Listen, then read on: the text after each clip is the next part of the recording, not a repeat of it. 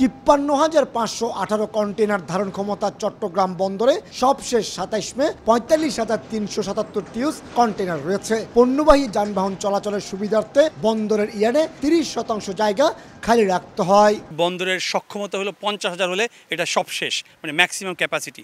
এইটা এখন ৪৫,০০০ ছাড়িয়ে গেছে। মনের উপর খরার ঘা যেটি যুক্ত হয়েছে সেটি হলো আমাদের এখানে ড্যামারের যে চার্জ সেটি কিন্তু ৪ গুণ বাড়িয়ে দেওয়া হয়েছে।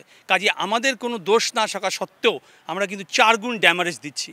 স্বাভাবিক সময়ে প্রতিদিন চট্টগ্রাম বন্দর থেকে গড়ে ১,০০০-এর বেশি পণ্য বোঝাই কন্টেনার ১৯টি অফডকে ডেলিভারি হলো। এই সময় তা নেমে আসে মাত্র ৪০০ থেকে ৫০০-তে। এই অবস্থায় বন্দরে পণ্য নিয়ে আসা জাহাজের অবস্থানকালীন সময়ও বেড়ে যাচ্ছে।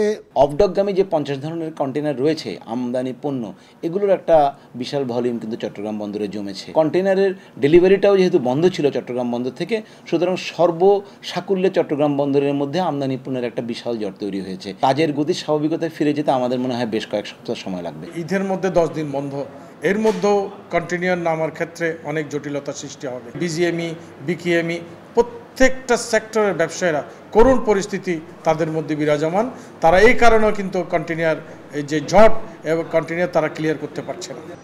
মূলত দাবি আদায়ের আন্দোলনের অংশ হিসেবে গত ২ সপ্তাহ ধরে কলম বিরতি কর্মসূচি পালন করছিল শুল্ক বিভাগের কর্মকর্তা কর্মচারীরা। আর তাতে দেশের আমদানি রপ্তানি বাণিজ্যে মারাত্মক অচলাবস্থার সৃষ্টি হয়। বিশেষ করে তৈরি পোশাক খাতের কাঁচামাল এই জটে আটকা পড়ে। সবচেয়ে বেশি আটকা পড়া কন্টেনারের উপর বন্দর কর্তৃপক্ষ ৪ গুণ হারে শুল্ক আদায় করছে বলে অভিযোগ গার্মেন্টস ব্যবসায়ীদের। প্রথমত আমাদের এই বন্দরের চার্জটা যাতে মকুব করে এবং এই যে জটটা সৃষ্টি হয়েছে সেই জটটা ক্লিয়ার করার জন্য বন্দর প্রয়োজনে ইউজারদেরকে ইউজ করে যত তাড়াতাড়ি সম্ভব এগুলো ক্লিয়ার করে দেবো এবং 7/24 যাতে ওপেন রাখে বন্দর ডেলিভারিটা। তবে পরিস্থিতি সামাল দিতে প্রতিদিন অন্তত ৫,০০০ কন্টেনার ডেলিভারি লক্ষ্যমাত্রা নির্ধারণ করেছে বন্দর কর্তৃপক্ষ।